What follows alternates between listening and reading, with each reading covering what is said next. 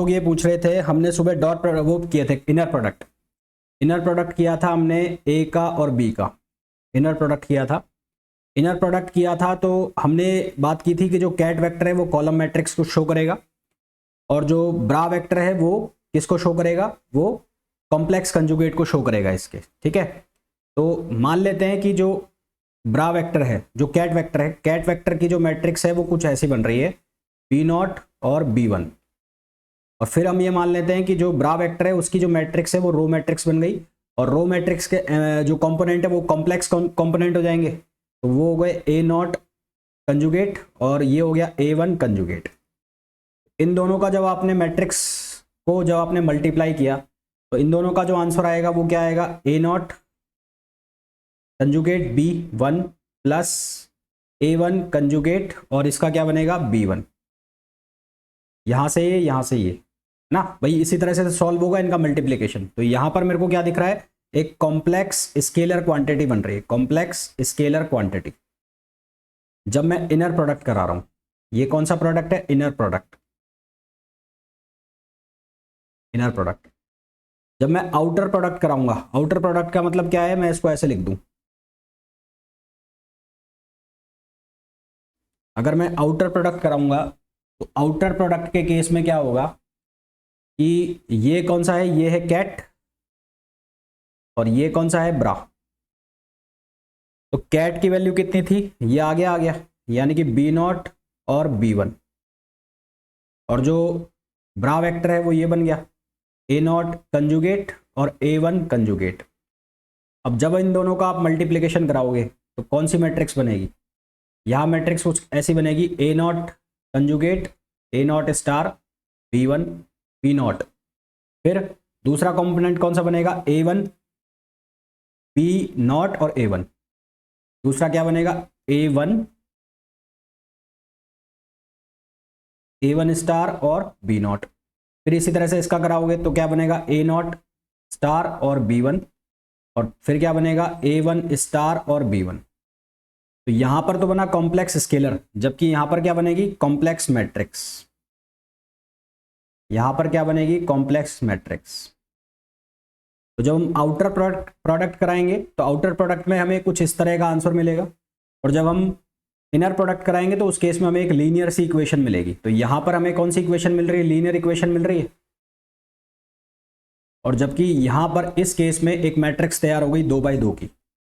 तो जो तुम्हारा क्वेश्चन था कि अगर हम आउटर प्रोडक्ट कराते हैं तो आउटर प्रोडक्ट में आपको क्या मिलेगा, तो आउटर प्रोडक्ट में मिलेगा आपको एक मैट्रिक्स, कॉम्प्लेक्स मैट्रिक्स, जबकि इनर प्रोडक्ट में आपको एक कॉम्प्लेक्स स्केलर मिलेगा डिपेंडिंग ऑन द क्वेश्चन। की अगर यहाँ पे लिखा होता मान लो 2 4 तो उसका जो कॉम्प्लेक्स कंजुगेट होता तो वो हो जाता 2 4। यहाँ पर वो डिपेंड करता है कि अंदर क्या है। वैसे हम इन जनरल ये मान के चलते हैं कि जो ब्रा नोटेशन है उसमें कॉम्प्लेक्स कंजुगेट आता है, तो हम ये मान के चले कि यहाँ पर अगर कॉम्प्लेक्स नंबर है तो उसका कॉम्प्लेक्स कंजुगेट बन जाएगा। अगर मान लो यहाँ पर रियल नंबर होते तो यहाँ पर हमें एक रियल लीनियर स्केलर क्वांटिटी मिल जाती और यहाँ पर भी हमें एक मैट्रिक्स ही बन के आती, पर वो क्या किस फॉर्म में आती, मैट्रिक्स के फॉर्म में आती। क्लियर है यहाँ तक। ये इन जनरल सॉल्यूशन है, बाकी डिपेंड करेगा कि आपको किस तरह की क्वांटिटी गिवन है, उसके ऊपर फिर सॉल्यूशन बनेगा। ठीक है। अच्छा, अब अगर मैं बात करूं 3 डायमेंशन वेक्टर स्पेस की और for geometrical vector space, for geometrical vector space, geometrical vector space हमारे पास बहुत सारे वेक्टर्स होते हैं, है ना। जियोमेट्रिकल वेक्टर स्पेस के लिए हमारे पास बहुत सारे वेक्टर्स होते हैं, पर उन वेक्टर्स को लीनियर फॉर्म में लिखने के लिए, हमारे पास तीन यूनिक वेक्टर्स होते हैं। हमारे पास 3 वेक्टर्स होते हैं जिनकी हेल्प से हम सभी वेक्टर्स को लीनियर फॉर्म में लिख सकते हैं। वो कौन कौन से होते हैं, वो होता है आई कैप, जे कैप और के कैप, है ना। हमारे पास जब मैं इसकी बात कर रहा हूं, ज्योमेट्रिकल वेक्टर स्पेस की बात कर रहा हूं, यानी कि 3 डायमेंशन वेक्टर्स की बात कर रहा हूं, तो हमारे पास बहुत सारे वेक्टर्स होते हैं, पर सभी को एक लीनियर फॉर्म में लिखने के लिए हमारे पास केवल और केवल ये 3 जो हैं वो वेक्टर्स होते हैं, जिनको हम यूनिट वेक्टर्स कहते हैं। यूनिट वेक्टर्स क्यों कहते हैं, क्योंकि इनका मैग्नीट्यूड जो आता है वो यूनिट आता है, तो इनको हम यूनिट वेक्टर्स नाम देते हैं। और इन यूनिट वेक्टर्स को हम क्या कहते हैं, यहाँ पर इनको हम नाम देते हैं बेसिस। इन यूनिट वेक्टर्स को हम क्या नाम देते हैं, बेसिस। बेसिस का मतलब होता है आधार। तो बेसिस हम क्यों कहते हैं, क्योंकि इनको जब हम किसी वेक्टर कंपोनेंट से मल्टीप्लाई करते हैं तो हमें एक वेक्टर जो है वो लीनियर कॉम्बिनेशन में मिलता है। मेरा कहने का मतलब है कि अगर मेरे पास वेक्टर ए लिखा है तो वेक्टर ए को मैं लिख सकता हूं ए X I cap plus A Y J cap और plus A Z K cap. तो मैं यही कह रहा हूं कि हमारे पास वेक्टर्स बहुत सारे होते हैं, पर उन वेक्टर्स को लीनियरली फॉर्म में रिप्रेजेंट करने के लिए हमारे पास वेक्टर में 3D वेक्टर में हमारे पास केवल और केवल ये 3 वेक्टर्स होते हैं जिनको हम यूनिट वेक्टर्स नाम देते हैं। और क्योंकि ये यूनिट वेक्टर्स एक जो वेक्टर है उसको लीनियरली रिप्रेजेंट कर रहे हैं तो इनको हम नाम देते हैं बेसिस। इनको हम क्या नाम देते हैं, बेसिस। यहाँ पर वेक्टर्स चेंज होते जाएंगे, मतलब यहाँ पर आप बी वेक्टर लिख सकते हो तो यहाँ पर बी एक्स बन जाएगा, B x I cap, B Y J cap, B Z K cap. तो वेक्टर्स चेंज होते जाएंगे, परंतु जो ये बेसिस है यानी कि जो आई कैप है, जे कैप है, के कैप है, ये हमेशा क्या रहेंगे, सेम रहेंगे। इसलिए इनको क्या नाम दिया जाता है, बेसिस नाम दिया जाता है। ये बात हो रही है 3 डायमेंशन की, ठीक है। अगर मैं आई का आई के साथ स्केलर प्रोडक्ट करता हूं, अगर मैं आई का आई के साथ स्केलर प्रोडक्ट करता हूं तो मेरे को मिलता है 1। अगर मैं जे का जे के साथ स्केलर प्रोडक्ट करता हूं तो मेरे को मिलता है 1। अगर मैं के का के के साथ स्केलर प्रोडक्ट करता हूं तो मेरे को मिलता है 1। इसी तरह से आई का जे के साथ मैं डॉट प्रोडक्ट करता हूं तो मेरे को मिलता है 0। इसी तरह से मैं जे का के साथ डॉट प्रोडक्ट करता हूं तो मेरे को मिलता है 0। इसी तरह से मैं के का आई के साथ डॉट प्रोडक्ट करता हूं तो मेरे को मिलता है 0। अगर मैं इनको क्वांटम मैकेनिकली लिखना चाहता हूं, quantum mechanical, quantum mechanics, according to quantum mechanics, according to quantum mechanics, तो अकॉर्डिंग टू क्वांटम में इनको लिखना चाहूं तो क्वांटम में जो स्केलर प्रोडक्ट है उसको कैसे लिखा जाता है, क्वांटम के अंदर स्केलर प्रोडक्ट को इस तरह से लिखा जाता है आई और आई, जिसको बोला जाता है नॉर्म। क्वांटम में इसको बोला जाता है नॉर्म। और ये जे डॉट जे और ये के डॉट के, जिसको आप नॉर्मलाइजेशन बोलते हो, है ना, नॉर्मलाइजेशन हो रहा है और नॉर्मलाइजेशन होने के बाद इसकी वैल्यू कितनी आ रही है, 1। तो क्वांटम में इसको बोला जाता है नॉर्म, जिसका आप अगर इंटीग्रेशन कर दें तो ये बन जाता है नॉर्मलाइजेशन। और अगर ये इस फॉर्म में लिखा हुआ है तो इसको बोलते हैं नॉर्म, नॉर्म, ठीक है। फिर हम ये पढ़ते हैं कि जब क्वांटम के अंदर इनके डॉट प्रोडक्ट यानी कि 2 अलग अलग फंक्शन है और उन फंक्शन का इंटीग्रेशन 0 हो जाए, तो अगर ये 0 हो रहा है आई और जे, यहां पर जे और के, मतलब ये जब परपेंडिकुलर जा रहे हैं, जब ये परपेंडिकुलर जा रहे हैं तो ये क्या वैल्यू दे रहे हैं, 0। तो उस कंडीशन में ये क्या कहलाते हैं, ऑर्थोगोनल, ऑर्थोगोनल। उस कंडीशन में क्या कहलाते हैं, ऑर्थोगोनल। और फिर हमने एक चीज बात की थी जिसको हम कहते हैं ऑर्थोनॉर्मल। ऑर्थोनॉर्मल का मतलब जो नॉर्मलाइज हो, जब खुद के साथ उसका मल्टीप्लिकेशन हो और जब इसको दूसरे फंक्शन के साथ हम मल्टीप्लाई कराते हैं, इंटीग्रेशन कराते हैं, तो उसकी वैल्यू क्या आती है, 0। तो ओवरऑल ये क्या बन गया, ये ओवरऑल बन गया ऑर्थोनॉर्मल। ओवरऑल ये क्या बन गया, ऑर्थोनॉर्मल। तो यहां से मैं ये कह सकता हूं कि जिन बेसिस वेक्टर्स की मैं बात कर रहा हूं, जिस बेसिस की मैं बात कर रहा हूं, वो बेसिस क्या होते हैं, हमेशा ऑर्थोनॉर्मल होते हैं। तो बेसिस आर ऑर्थोनॉर्मल, बेसिस जो हैं वो क्या होता है, ऑर्थोनॉर्मल होते हैं। यहां तक बात। तो similarly for linear vector space, linear vector space के लिए भी हमारे पास फंक्शंस के कुछ सेट ऐसे होते होंगे, मतलब बहुत सारे फंक्शंस होते हैं, बहुत सारे स्टेट्स है हमारे पास, यहाँ पे फंक्शन की स्टेट्स है ना। तो उन फंक्शन की बहुत सारी स्टेट्स में से कुछ स्टेट्स ऐसी होती होंगी जिनकी हेल्प से हम किसी स्टेट वेक्टर को लीनियर फॉर्म में लिख सकते हैं, है ना। जैसे कि मैंने यहां पर बोला कि एक ज्योमेट्रिकल वेक्टर स्पेस में या 3 डायमेंशनल स्पेस में बहुत सारे वेक्टर्स होते हैं, पर उन सभी वेक्टर्स में से केवल 3 यहां पर प्री डिफाइंड है, 3 वेक्टर्स ऐसे होते हैं जिनकी हेल्प से हम सभी वेक्टर्स को लीनियर फॉर्म में लिख सकते हैं। और वो यहां पर कौन से थे, आई कैप, जे कैप, के कैप। मैंने इनको बेसिस कहा। बेसिस क्यों कहा, क्योंकि वेक्टर चेंज हो रहे हैं परंतु ये जो बेसिस है हमेशा क्या है, फिक्स है। तो इसी तरह से लीनियर स्पेस वेक्टर में भी बहुत सारे वेक्टर्स हैं, बहुत सारे स्टेट वेक्टर्स हैं, स्टेट फंक्शंस हैं। उन स्टेट फंक्शंस में से कुछ वेक्टर्स ऐसे होते होंगे जिनसे कि किसी वेक्टर को लीनियर फॉर्म में लिखा जा सकता है, जिनसे कि किसी वेक्टर को लीनियर फॉर्म में लिखा जा सकता है। तो फॉर एग्जांपल हमारे पास कुछ ऐसे कैट नोटेशंस के फॉर्म में वेक्टर हैं।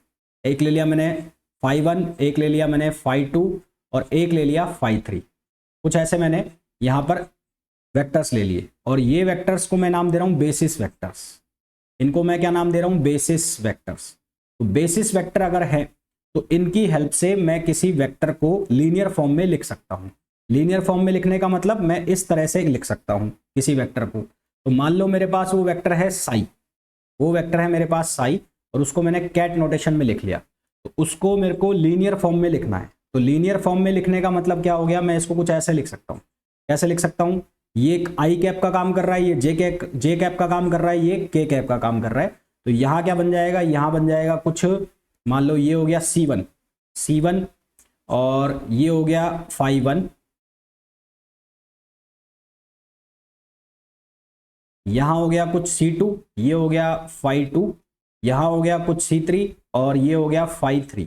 इस तरह से मैंने लिख दिया और फिर इसको मैं एल्जेब्रिक समेशन के फॉर्म में लिख सकता हूँ ऐसे Ci और यहाँ लिख दिया मैंने phi i। तो ये जो phi i जो लिखा है मैंने, या ये phi1, phi2, phi3, ये ठीक उसी तरह से काम कर रहे हैं जो यहाँ पर काम कर रहा है i, j, k।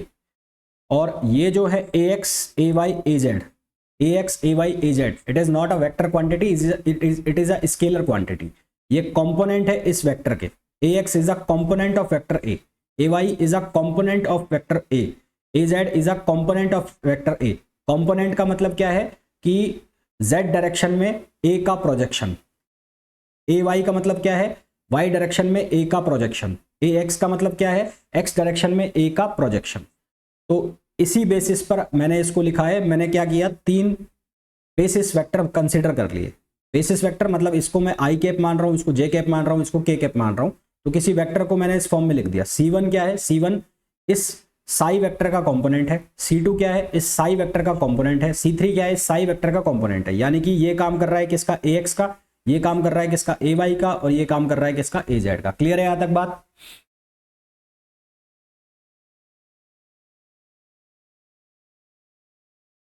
आई का आई से इनर प्रोडक्ट है 1, जे का जे से इनर प्रोडक्ट है 1, के का के से इनर प्रोडक्ट है 1, आई का जे से इनर प्रोडक्ट है 0, जे का के से इनर प्रोडक्ट है 0, के का आई से इनर प्रोडक्ट है 0।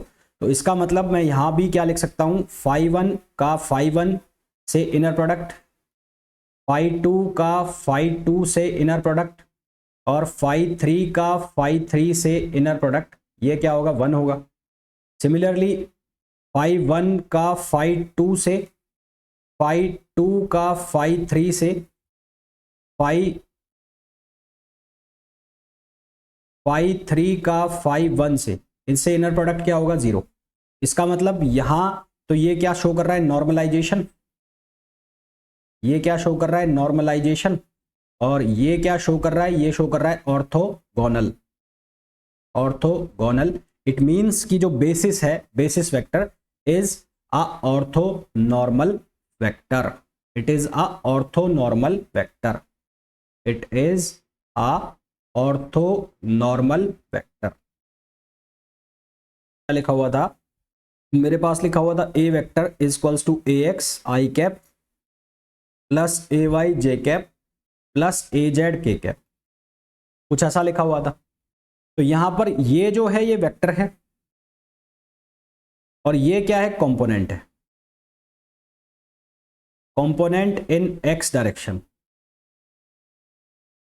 Similarly A Y is also a component और similarly A Z is also component. A X का मतलब है वेक्टर ए का एक्स डायरेक्शन में प्रोजेक्शन, ए वाई का मतलब है वेक्टर ए का वाई डायरेक्शन में प्रोजेक्शन, और ए जेड का मतलब है वेक्टर ए का जेड डायरेक्शन में प्रोजेक्शन। अब इस ए एक्स को मैं एक नए तरीके से लिखता हूं। नए तरीके से कैसे लिखता हूं? ए एक्स को मैं ऐसे लिख रहा हूं, बेसिस वेक्टर कौन सा है? आई। तो बेसिस वेक्टर को मैंने लिख दिया यहां पर, और वेक्टर ए, इसको इस तरह से मैं डिफाइन कर रहा हूं। मतलब जब मैं ए वेक्टर को आई से मल्टीप्लाई कर रहा हूं, ए वेक्टर का प्रोजेक्शन डाल रहा हूं आई डायरेक्शन में, तो मेरे को क्या मिल रहा है? A X. Projection of A in X direction, इस चीज का मतलब है ये projection of A in X direction. अगर मैं ए वाई लिखता हूं तो ये क्या लिखा जाएगा, जे, और यहां वेक्टर ए, इसका मतलब होगा projection of A in Y direction. यहां पर क्या बन जाएगा, projection of A in Y direction. और अगर मैं इसको ए जेड लिखता हूं तो यहां क्या बनेगा, के वेक्टर ए, ये बनेगा projection of A in Z direction. Clear यहां तक बात? आगे देखो, इसी तरह से मैं इस क्वांटिटी को भी लिखना चाहता हूं। ये जो लीनियर फंक्शन मैंने लिखा हुआ है इसको भी मैं इसी फॉर्म में लिखना चाहता हूं, तो मैं इसको लिख लेता हूं। यहां पर मैंने लिखा साई C1, ये हो गया φ1, ये हो गया C2, ये हो गया φ2, ये हो गया C3, ये हो गया φ3। तो ये काम कर रहा है आयोटा आई का, ये काम कर रहा है जे का, ये काम कर रहा है के का, ये काम कर रहा है AX, ये काम कर रहा है AY, और ये काम कर रहा है Z, AZ। तो मैंने वहां पर लिखा, मैंने लिखा AX को मैंने क्या लिखा था, I, और फिर वेक्टर लिया था मैंने A। इसी तरह से मैं यहां पर अगर C1 को लिखना चाहता हूं तो C1 क्या बनेगा, C1 बनेगा φ1, φ1 इज अ बेसिस वेक्टर, ठीक है। और ये क्या बन जाएगा, साई, साई का। तो साई का projection of psi in direction of φ1, वो किसकी वैल्यू मिलेगी, वो मिलेगी हमें component of AX, component of psi vector in one direction यानी कि C1। सिमिलरली अगर मैं C2 की वैल्यू लिखता हूं तो C2 की वैल्यू क्या मिलेगी मेरे को, φ2, और ये हो जाएगा साई। सिमिलरली अगर मैं C3 की वैल्यू लिखता हूं तो ये क्या हो जाएगा, φ3, और ये क्या हो जाएगा, साई। तो इस तरह से ये जो मैंने चीज़ लिखी है, ये वाली या ये वाला या ये वाला जो फॉर्म मैंने बनाया है, तो यहां पर मेरे को क्या मिल रहा है, कंपोनेंट ऑफ वेक्टर, ये जो है ये तीनों, ये क्या है, कंपोनेंट ऑफ वेक्टर, कौन सा वेक्टर, साई वेक्टर। तो ये तीनों है components of vector, components of vector. और टेक्निकली इनको क्या बोला जाएगा, टेक्निकली इनको बोला जाएगा projection of psi, ket psi vector in φ1, projection of ket psi on φ2, projection of ket psi on φ3, ठीक है। तो ये जो है φ1, φ2, φ3 it is known as basis, और बेसिस हमेशा एक दूसरे के क्या होते हैं, ऑर्थोनॉर्मल होते हैं। ऑर्थोनॉर्मल का मतलब क्या हो गया कि वो नॉर्मलाइजेशन को भी शो करेंगे, और वो किसको शो करेंगे, ऑर्थोगोनलिटी को भी शो करेंगे। ये चीज समझना आप लोगों के लिए आसान ज़्यादा तब हो जाता है जब आप इसको जो ज्योमेट्रिकल वेक्टर स्पेस है यानी कि 3 डायमेंशन वेक्टर स्पेस है उससे कंपेयर करते हो तो। और अगर आप डायरेक्ट, अब जब मैं ज्योमेट्रिकल वेक्टर स्पेस की बात करता हूं, है ना, और ज्योमेट्रिकल वेक्टर स्पेस की जब मैं बात करता हूं, ज्योमेट्रिकल वेक्टर स्पेस, तो एक ज्योमेट्रिकल वेक्टर स्पेस, इसको यूक्लिडियन वेक्टर स्पेस भी कहते हैं, यूक्लिडियन वेक्टर स्पेस भी कहते हैं ज्योमेट्रिकल वेक्टर स्पेस को।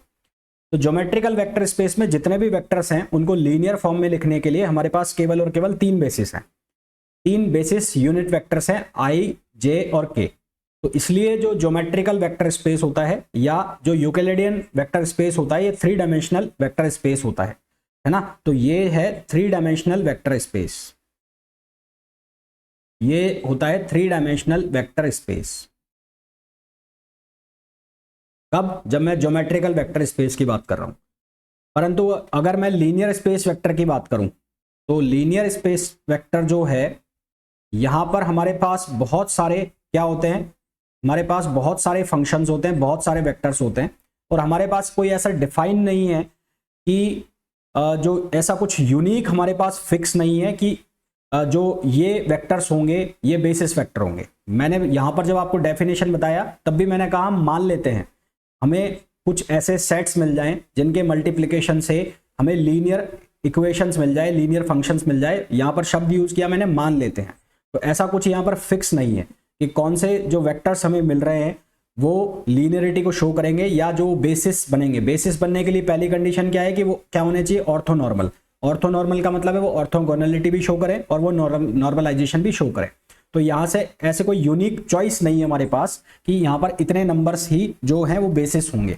तो लीनियर स्पेस वेक्टर के अंदर बहुत सारे जो वेक्टर्स हैं वो बेसिस हो सकते हैं। तो ऐसा कोई नंबर हमारे पास फिक्स नहीं है, इसलिए हम इसको नाम देते हैं इनफिनिट डायमेंशनल वेक्टर स्पेस। इसलिए हम इसको बोलते हैं infinite infinite dimensional vector space. ठीक है, क्यों बोलते हैं? क्योंकि यहां पर हमारे पास चॉइस नहीं है, कुछ भी कोई फिक्स चॉइस नहीं है कि यही हमारे पास बेसिस होंगे। ये तो हम सेलेक्ट कर रहे हैं ऐसे कुछ वेक्टर्स को जो कि ऑर्थोनॉर्मेलिटी को फॉलो कर रहे हैं। ऑर्थोनॉर्मेलिटी को फॉलो कर रहे हैं तो वो हो सकता है कि लीनियरिटी का रिलेशनशिप शो कर दे। तो इसलिए यहां पर इस लीनियर स्पेस वेक्टर को हम बोलते हैं इनफाइनाइट डायमेंशनल वेक्टर स्पेस, जबकि ज्योमेट्रिकल वेक्टर स्पेस जो है इसको हम नाम देते हैं 3 डायमेंशनल वेक्टर स्पेस। क्लियर है यहां तक?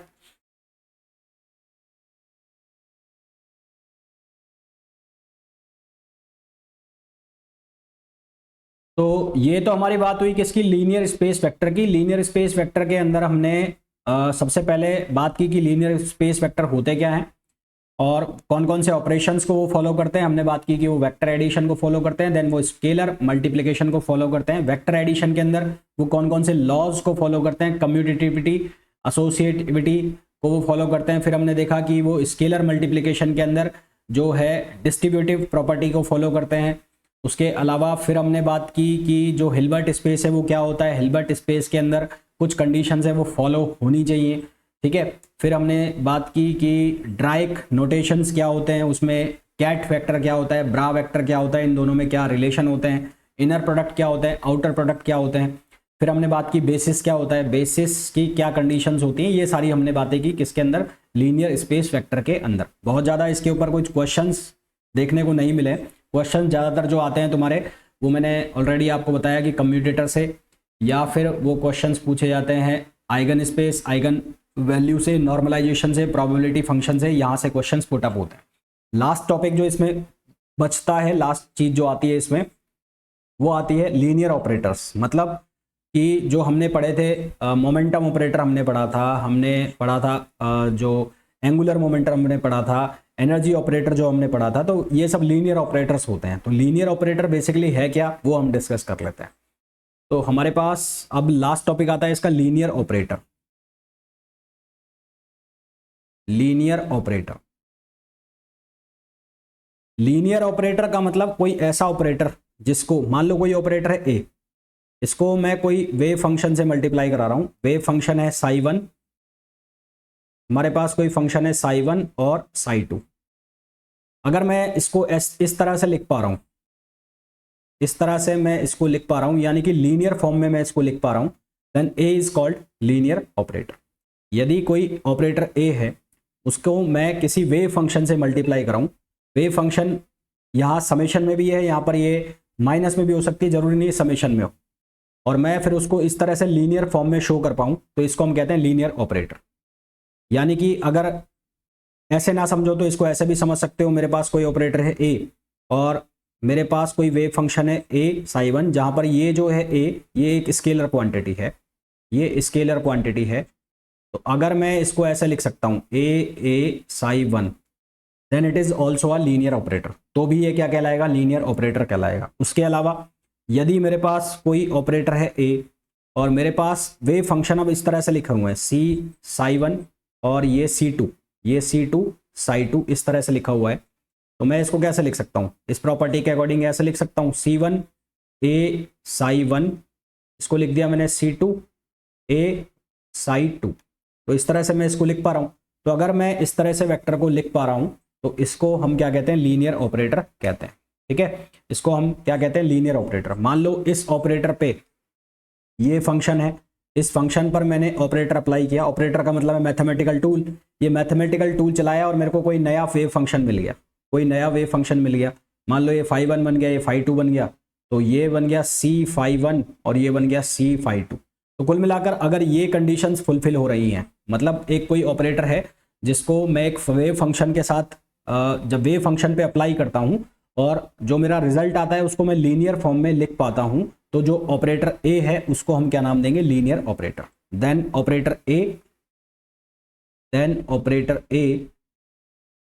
Operator A is called linear operator, is called linear operator. Operator A को हम क्या कहेंगे? लीनियर ऑपरेटर कहेंगे। क्लियर है यहां तक बात? Linear operator, properties of linear operator. Linear operator की क्या क्या प्रॉपर्टीज होती हैं? पहली प्रॉपर्टी, यदि मेरे पास इस तरह से कोई दो ऑपरेटर हैं, लीनियर ऑपरेटर जो एडिटिव हैं, ठीक है, क्या है, एडिटिव, तो एडिटिव है, इस तरह से एडिशन के फॉर्म में लिखे हुए हैं, और ये कोई वेव फंक्शन है, तो मैं इसको ऐसे लिख सकता हूँ, ए साई प्लस बी साई। एक दूसरा, यदि मेरे पास इस तरह से लिखा हुआ है ए ऑपरेटर बी ऑपरेटर साई, तो इसको मैं ऐसे भी लिख सकता हूं, बी ऑपरेटर प्लस ए ऑपरेटर और साई।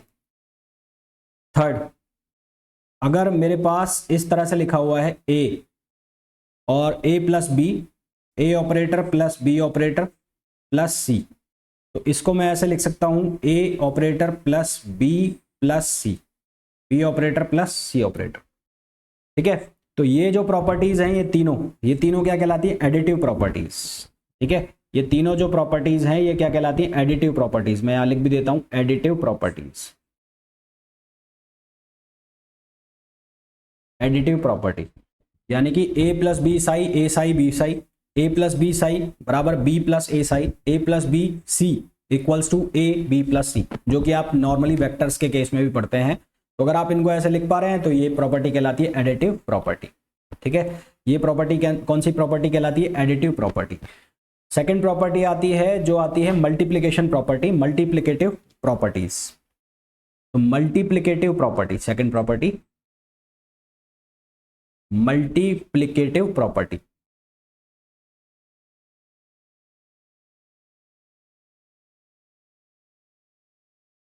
मल्टीप्लीकेटिव प्रॉपर्टी का मतलब क्या है कि मेरे पास कोई वेक्टर बना फाइनल ऐसा, सी वेक्टर है और साई, और ये वेक्टर मैंने दो वेक्टर्स के प्रोडक्ट से बनाया। मतलब दो वेक्टर्स थे मेरे पास, लीनियर वेक्टर ए वेक्टर था और एक बी वेक्टर था, उनको किसी वेव फंक्शन पर मैंने अप्लाई किया।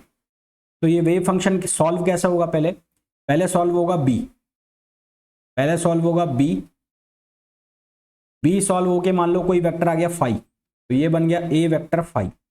ठीक है, ये वेक्टर बन गया ए वेक्टर फाइव, मान लिया कि यहाँ इसका कोई आंसर आ गया फाइव।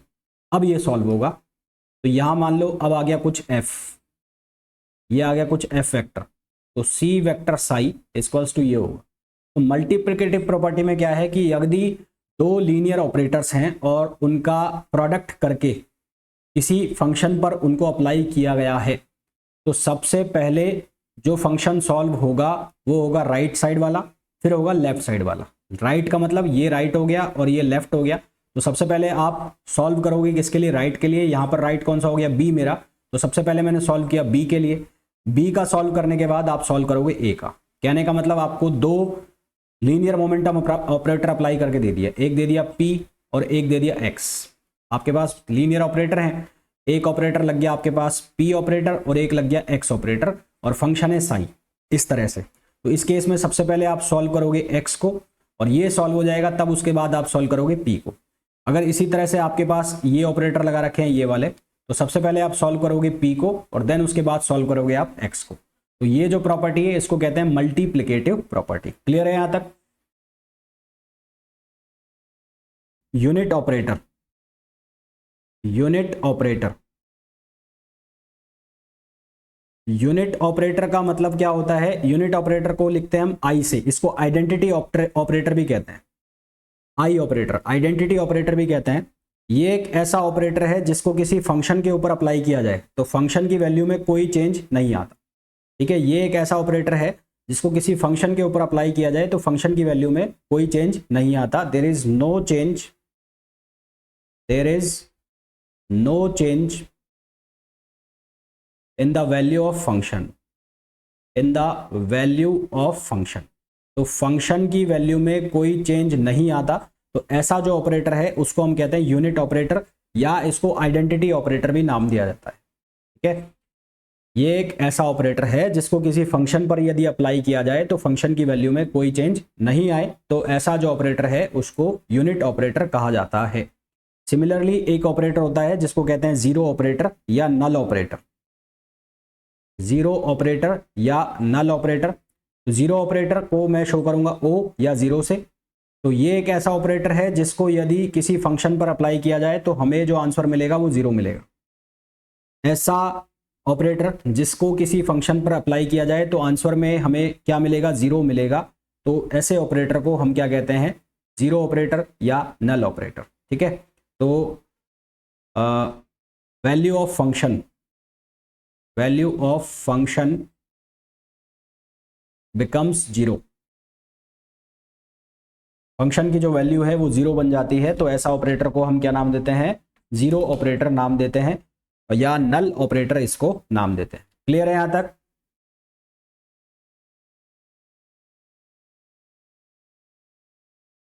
इनवर्स ऑपरेटर का मतलब क्या है, जैसे मैट्रिक्स में आप लिखते हो, मैट्रिक्स में आप क्या लिखते हो, a -1 इक्वल्स टू आई, है ना, मैट्रिक्स में ये लिखते हो। जीरो ऑपरेटर का कैट जीरो का एग्जांपल दिया था ना सुबह, जीरो कैट लिखा था सुबह।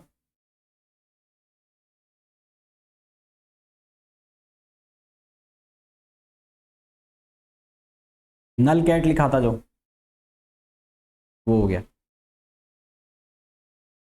फिर एक आता है इनवर्स ऑपरेटर। इनवर्स ऑपरेटर का मतलब है जैसा कि आपने मैट्रिक्स में लिखा ए इनवर्स इक्वल्स टू आई। आई का मतलब है यूनिट वेक्टर या आइडेंटिटी मैट्रिक्स आप बोलते हैं। इसी तरह से हमारे पास कोई वेक्टर है, यदि ऑपरेटर है ए और उस ऑपरेटर का आपने इन्वर्स कर दिया, उस ऑपरेटर का इन्वर्स कर दिया, तो इन्वर्स ऑपरेटर लगाओ ना, इस ऑपरेटर का इन्वर्स करके आपने माइनस लगा दिया, तो आपको क्या मिले, आपको यूनिट वेक्टर मिल जाए। कौन सा वेक्टर मिल जाए, यूनिट ऑपरेटर, सॉरी, आपको क्या मिल जाए, यूनिट ऑपरेटर। यहां पर यूनिट ऑपरेटर मिल जाए आपको। तो अगर ऐसा है तो ऐसा ऑपरेटर जो है उसको हम क्या नाम देते हैं, इनवर्स ऑपरेटर को हम क्या नाम देते हैं, इनवर्स ऑपरेटर। इसको आप ऐसे भी लिख सकते हो, A inverse A vector equals to I. ऐसे ऑपरेटर को हम क्या नाम देते हैं, इनवर्स ऑपरेटर। ठीक है, ऐसे ऑपरेटर को हम क्या नाम देते हैं, इनवर्स ऑपरेटर। इनवर्स ऑपरेटर के लिए एक कंडीशन होती है कि कोई भी जो यूनिटरी ऑपरेटर है, कोई भी जो यूनिट ऑपरेटर है, वो एक ऐसा ऑपरेटर होता है जिसका कंजुगेट, जिसका कॉम्प्लेक्स कंजुगेट उसका इनवर्स ऑपरेटर होता है। यानी कि अगर यूनिट ऑपरेटर यू है, for unit operator, unit operator के लिए आप क्या लिख सकते हो, u प्लस इक्वल्स टू क्या बन जाएगा, u इनवर्स बन जाएगा। तो ये किसके लिए हो गया, यूनिट ऑपरेटर के लिए हो गया। ठीक है, ये किसके लिए हो गया, यूनिट ऑपरेटर के लिए हो गया।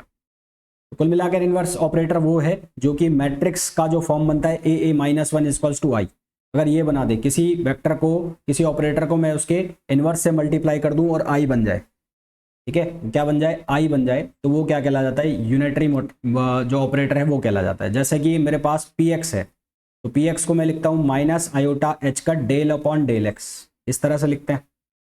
या हमारे पास कोई ऑपरेटर ऐसा है, एग्जाम्पल के लिए मान लो हमारे पास कोई ऑपरेटर ऐसा है, एग्जाम्पल के लिए मान रहा हूँ, मान लो मेरे पास कोई ऑपरेटर है ये e to the power iota x, एक ऑपरेटर है। इसका इनवर्स ऑपरेटर क्या होगा, e to the power minus iota x। इन दोनों को आपस में मल्टीप्लाई करोगे तो e to the power iota x, और यहाँ पर हो जाएगा माइनस आयोटा x, ये बन जाएगा e टू द पावर 0 और ये बन गया 1। तो ये वाला जो ऑपरेटर है ये क्या कहला जाएगा, ये इनवर्स ऑपरेटर कहला जाएगा, है ना। तो ये वाला जो ऑपरेटर है ये क्या कहला जाएगा, इनवर्स ऑपरेटर कहलाएगा। तो इस तरह से अगर कंडीशन बन जाती है तो उस ऑपरेटर को हम नाम देते हैं। उल्टा पढ़ा मतलब सबसे पहले हमने कम्यूटेटर पढ़े जो सबसे लास्ट में पढ़ने होते हैं, उसके बाद हमने आइगन फंक्शन, आइगन वैल्यू पढ़ा, फिर उसके बाद हमने नॉर्मलाइजेशन पढ़ा, प्रोबेबिलिटी डेंसिटी पढ़ा। मतलब इस चैप्टर का जो इनिशियल पोर्शन है वो सबसे लास्ट में हमने लोगों ने पढ़ा, और जो सबसे लास्ट पोर्शन है वो हमने सबसे पहले पढ़ा। रीज़न बीइंग कि अगर मैं तुम्हें यहाँ से पढ़ाऊँ तो ये थोड़ा सा अजीब सा हो जाता है समझना कि ये चल क्या रहा है, और वो जो चीज़ें हैं वो मेरे को ऐसा लगता है कि वो आसान है उनको डिक्टेट करना, उनको आसान है समझाना, बजाय कि इन सब चीज़ों के। और फिर मैं आप लोगों से वापस कह रहा हूँ कि ये जो चीज़ें हैं ये आपके एमएससी में ज़्यादा पूछी जाती है, एमएससी में ज़्यादा डोमिनेट करती हैं, बजाय कि CSIR नेट एग्ज़ाम के। CSIR नेट एग्ज़ाम में यहाँ से क्वेश्चन इतने ज़्यादा नहीं निकलते हैं। CSIR नेट में जो क्वेश्चंस निकलते हैं वो निकलते हैं, मैं फिर बोल रहा हूँ वापस से, कि जो प्रोबेबिलिटी है, सुपरपोजिशन ऑफ स्टेट्स हैं, इसी तरह से कम्यूटेटर से सबसे ज़्यादा क्वेश्चन आने के चांसेस होता है, आइगन वैल्यू, आइगन फंक्शन, यहाँ से क्वेश्चन आने के चांसेस ज़्यादा होते हैं। यहाँ से इतने ज़्यादा क्वेश्चंस नहीं बनते हैं, बनते भी नहीं है और बने भी नहीं है आज तक, इक्के दुक्के क्वेश्चन कभी बने हो तो बने। तो अब हम नेक्स्ट क्लास जो होगी इसकी, यानी कि कल जो क्लास होगी शाम को, उसमें हम इसके PYQs करेंगे, प्रीवियस ईयर क्वेश्चंस करेंगे, जो पुराने सालों में इस चैप्टर के क्वेश्चन आए होंगे उनको सॉल्व करेंगे। और देन उसके बाद हम थोड़े से आसान पार्ट में आ जाएंगे। मतलब अगर ओवरऑल क्वांटम मैकेनिक्स की बात करूं तो ये एक पोर्शन ऐसा है जो कि थोड़ा सा अजीब होता है समझने के लिए, ऑपरेटर्स वाला। उसके बाद इजी पोर्शन चालू हो जाते हैं जिसमें आपके पोटेंशियल वेल आते हैं, वन डायमेंशनल पोटेंशियल बॉक्स आते हैं, हाइड्रोजन एटम आता है। तो उसके बाद सिंपल कहानी चालू हो जाती है। उसके बाद इतना कोई टिपिकल नहीं रह जाता है क्वांटम। ये शुरू के ये कुछ चीज़ें हैं जो मैथमेटिक्स टाइप की चीज़ें हैं, ये थोड़ी सी अटपटी होती हैं। खैर होपफुली मेरे को ऐसा लगता है कि आप लोगों को बहुत अच्छे से नहीं तो ठीक ठाक तरीके से समझ में आ गई होगी। और अगर आप इनको बार बार रिपीट करते हैं, इनके ऊपर क्वेश्चंस करते हैं, तो ये और ज़्यादा आपको क्लियर हो जाएगी। क्वेश्चंस मैंने आज अपलोड किए थे, मतलब असाइनमेंट जो है आजकल मैं उनको टेस्ट के फॉर्म में अपलोड कर रहा हूँ, which will be very helpful for you people, I thought. तो वो जो कम्यूटेटर्स के क्वेश्चन में मैंने अपलोड किए थे, तो इसी तरह के और भी क्वेश्चंस हैं वो प्रिपेयर हो रहे हैं। तो अगले 1-2 दिनों में वो टॉपिक वाइज क्वेश्चंस प्रिपेयर हो जाएंगे, वो मैं अपलोड कर दूंगा। तो आप लोगों को हेल्पफुल रहेंगे क्वेश्चन सॉल्व करने में। और बाकी तो कल हम क्वेश्चन सॉल्व करेंगे और नेक्स्ट क्लास के अंदर फिर जो उसके आगे का पोर्शन है वो हम स्टार्ट करेंगे। तुम लोगों की छुट्टियां पड़ गई क्या? दिवाली की छुट्टियां स्टार्ट हो गई तुम लोगों की?